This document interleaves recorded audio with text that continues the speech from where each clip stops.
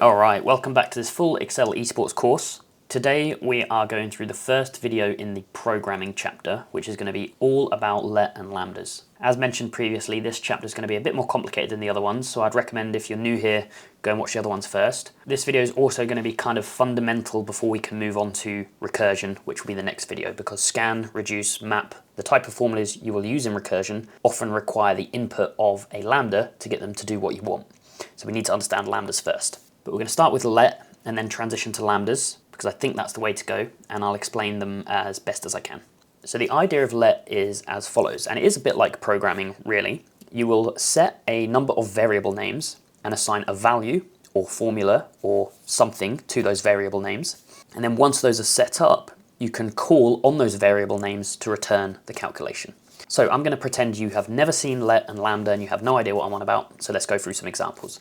Let's pretend you have a number of fruits, 10 fruits here, and you've assigned them all a value. You could say something like let apple be 1, banana be 2, cherry be 3, and so on and so on. And if these variable names were set up with their values in the background, you could ask a question such as, what is the value of banana plus raspberry? Well, that would be banana, 2 plus raspberry is 6, so we have 8.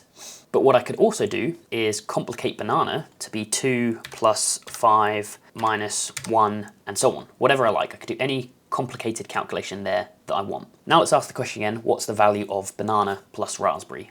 Well, banana is going to be 2 plus 5, which is 7, minus 1 is 6. So now I have 6 plus 6, so the value of banana plus raspberry is 12. So what's the benefit of doing this? Why do we care? Well, if we were to make a formula that required us to use banana many times, if this was a really complicated formula, we do not want to keep typing it out because one, it's going to take a load of time, and that is not something we have a lot of in Excel eSports. 2, Excel will have to constantly keep recalculating that formula to determine the value of banana, whereas when you set it up in this way, it will calculate it once at the start and then kind of store it and just use that value throughout the rest of the calculation. The third reason is that it's less error prone. So if you miss a bracket or a comma or locking cells, you only have to miss them once instead of 3 times, so there's just way less error.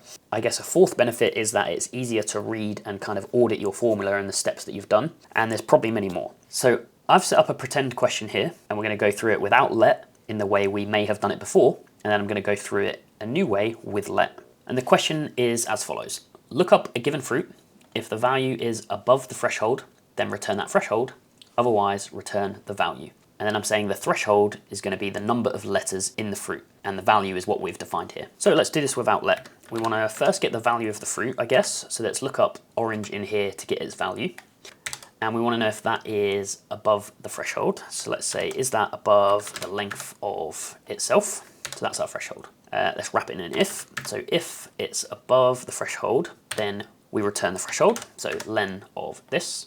Otherwise, we return the value of the fruit. So X look up the fruit in here again, give us this. So let's make sure we're all locked. Okay, so we get a value of 4. Now you might be thinking, well, I wouldn't do that in a single cell like this anyway. I would spill out workings. So I would spill out the X lookup here, like so, and then I would spill out the threshold, like so, and then I would do my calculation over here. Well, that's fine. And when you need to do that for kind of all fruits, then you could spill all of your answers down here. But what if you had a big list that had multiple fruits in? So coming back to Excel eSports here, and we will go through this case in a bit more detail with let in a little while, but think of a similar idea. We're doing a long formula for these strings, and okay, it's still fine, so we could spill our workings down here. But then later on, we get into strings separated by semicolons. So we can no longer spill our workings down here. We're stuck needing like another dimension of a model to do it for all of them. And with a single cell approach, if you can design a formula, you can then kind of apply that to all of these split down much more easily. To get around that problem before, we've generally filled a whole tab with a model for kind of one question here and then ran a data table on all the other questions. If you can transition to a let approach, we will be able to do this type of stuff in a single cell or in a single row, and if it's quite complicated, it will actually calculate a lot faster than a data table, because a data table is restricted to calculating on like a single thread of your PC, whereas let and lambdas will use all of your hardware properly. Anyway, that was a bit off topic, but let's continue on. So what you can see here is I've used the same formula twice over, so this X lookup, and I've used another formula, which is the length of the orange, twice over. So now we're going to structure this same formula, but with a let.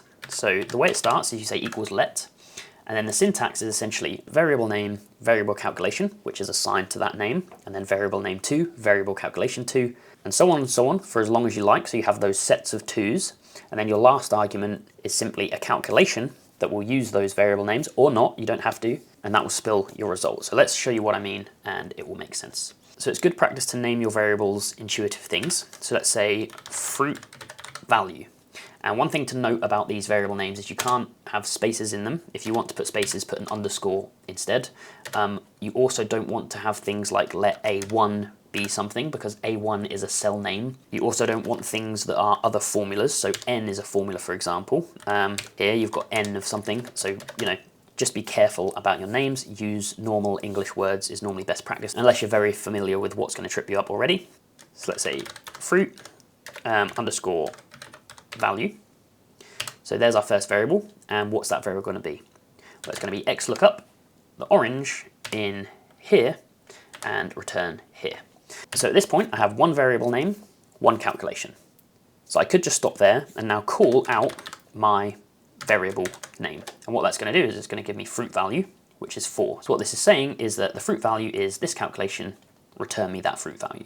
Let's not return anything yet, and let's set up another variable. Now, I often like to do these on new lines because it's just easier to read. So I press Alt-Enter. Sometimes it's nice to indent them a little bit. So if I press space a load of times, you can do that however you want. Now let's set up the threshold. Threshold is the len of this.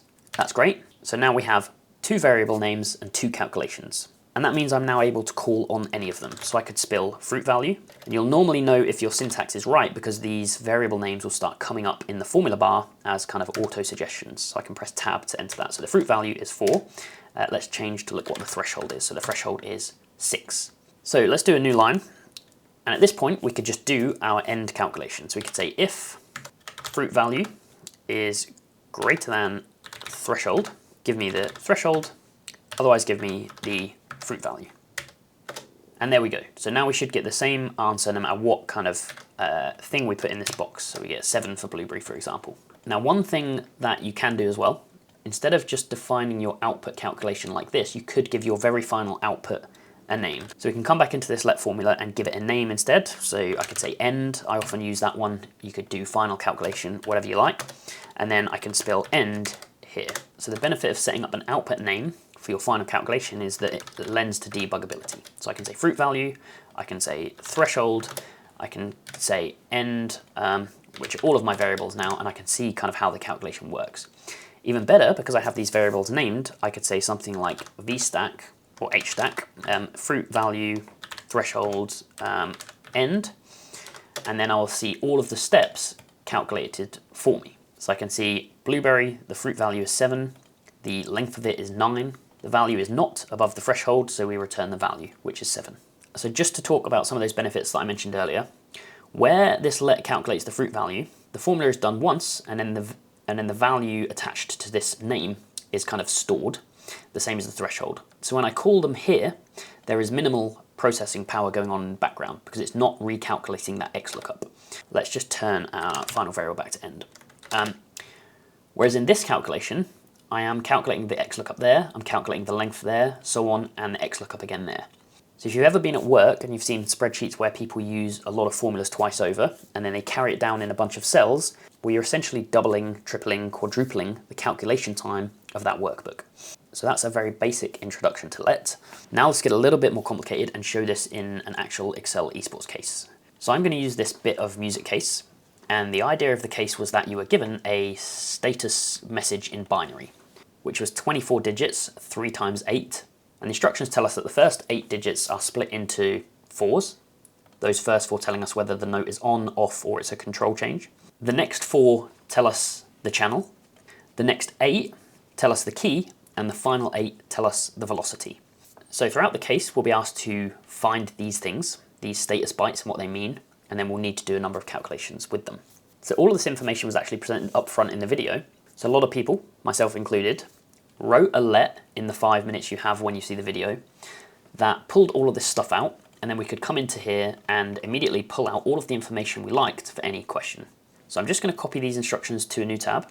I'm going to pull an example full byte, which is here. and I'm going to set up a let that calculates all this stuff. So there's going to be a lot of stuff calculated here, but it's all going to be calculated off of one input. So I'm going to say let input, I could call this what I want, string, whatever, input be that. Now let's work through this. First I want to gather all of the bits of binary that mean something.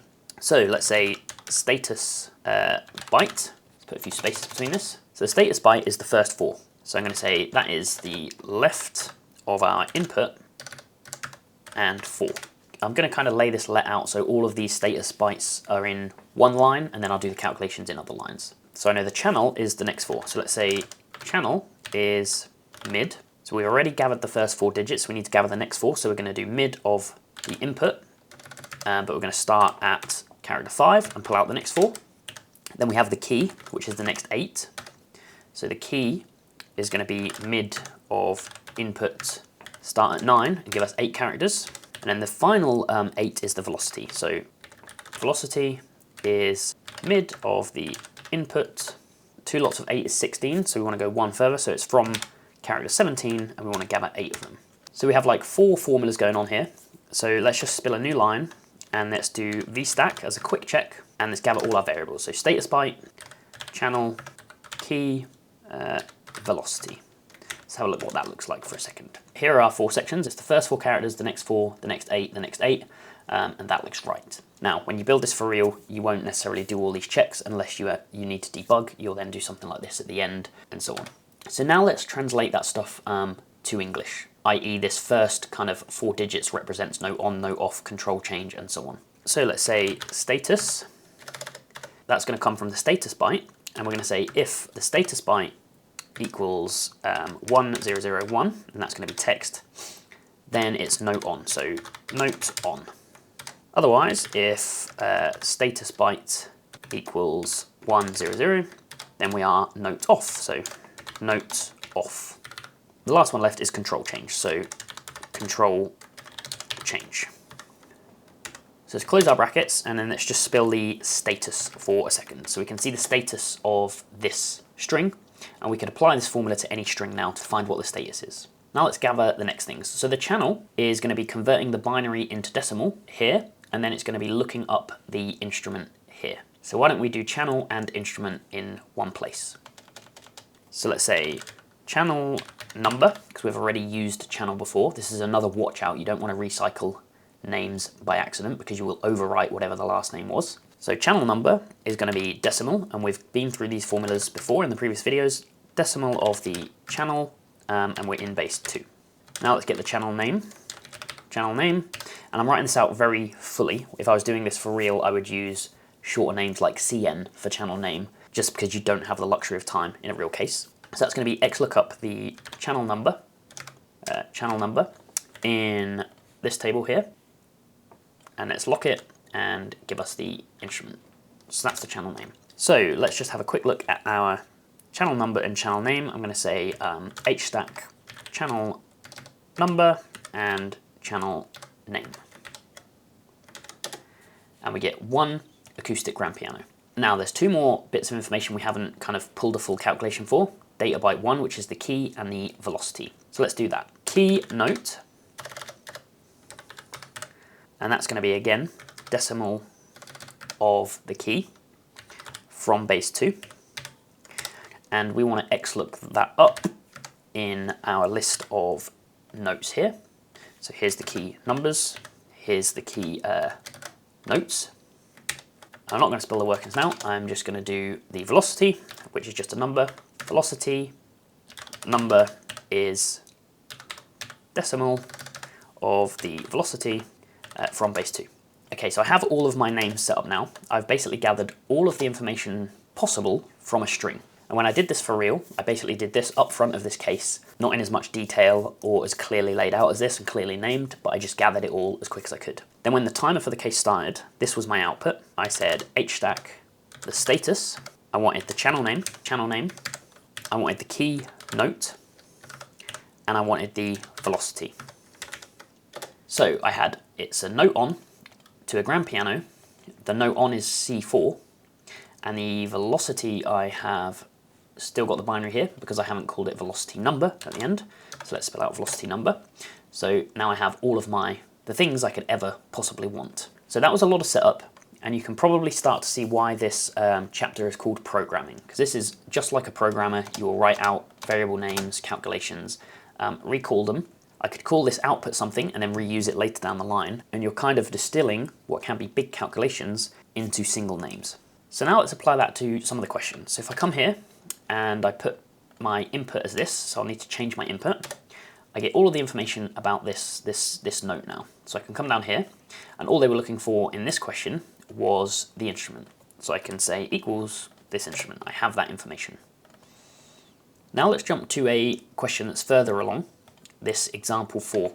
So we have a ton of status messages here. So what we'd normally do is set up a data table. So let's just do that quickly. There's a whole video on that, so we won't go through it here. And we know we're going to need to split these down. So let's say text split this on a semicolon. And then let's copy in our let from above. And change our input to this cell. And then if we come down, we can see that we get all of the information like so. So question 4 was actually asking us what the average velocity was, but only for note on messages. So this is pretty clean, we can do it. In the real case, would I have set up that let? Well, yeah, I did in the real case, but I did it in the upfront time. If I had no upfront time, maybe I wouldn't, but I'd probably kick myself after the case for not doing so. Now you might be thinking, okay, that's cool, but it looks like there's just as much to type out as if I did this in my own way. And for every formula that I type, I also have to type a name, so there's a time sink there, and it's not intuitive. And you're right, some of the time it's not best to do things with a let. But we're about to move into lambdas, and that will enhance your appreciation of this let formula. So I'm going to do this in a bit of strange order, but I'm going to turn this into a lambda, show you how to do that, because it's actually quite easy to go from let to lambda. And then I'm going to backtrack and explain what lambda is, how it works, why it's important. The first thing to say is a lambda is basically a custom function. So in Excel, I might have equals max of a bunch of numbers, and it will tell me the biggest one. Well, here we're going to create a function called give instrument info, or whatever we want to call it. So the key things to note when turning a let to a lambda is that your input variables are all defined up front here at the start. And this particular let only really has one input variable which will change, and that is this binary string. So to turn it to a lambda, we can say lambda, and then we need to define our input variables. So I'm just going to call it input like I did in my let, and that is somewhat important because this let uses the name input down here. So I'm going to say lambda input, and then I'm going to delete this first variable name and calculation, which is just input d4. And now I have lambda, a custom function, takes an input, and I'm going to say let all this stuff happen, and the input is then reused here in the formula. So let's close the lambda. And that is actually going to give me a calc error at the moment. But if I open the brackets and put in my input, you'll see that it works just fine. So let's just leave the function off for now. And we'll recap this, so don't worry too much right now. I'm going to copy this whole formula now, and I'm going to come up to Formulas, Name Manager. You can see all of my other lambdas here. I'm going to click New, and then this Name Manager box is going to come up where we give a name to a formula. So let's call it Instrument, for example. Instrument Info. I'm going to come into this refers to, and I'm going to copy in our formula and press OK. So now I have that Instruments Info formula there. So now instead of all of this stuff, I can just delete it out. It's saved in my name manager. I can say equals instruments info of this. I no longer need to copy a let around the file. I just have a formula that takes things in nice and easy. So again, I can use this anywhere in the file. I can just say equals instruments info of this, and I get all of the details. And now that we've condensed the formula to like a single line, a single input, we don't always need to spill out a full model and data table it. So if I just come back to the same example, I can say text split this on the semicolon. Let's just split it down so it's easier to read. I can then say instrument info of all of that stuff. So it turns it straight into this. So you begin to see how using these techniques allows people to do single cell calculations. I now have an array formula in one cell where I could say something like, take the last column, or I could, use the filter formula here to get the average velocity or whatever it is. And with let and lambda, you can essentially reduce an entire tab of workings, an entire model, if you so wished, into single, simple formulas like this. So I'm actually going to stop the video here and do a separate video on Lambda, but I'm going to continue on from this point. So I'll continue recording, I'll upload shortly after this let one, and we'll talk about an introduction to Lambda. I know I've just shown you it, but we'll continue on and digest it a lot more. So I'll see you then.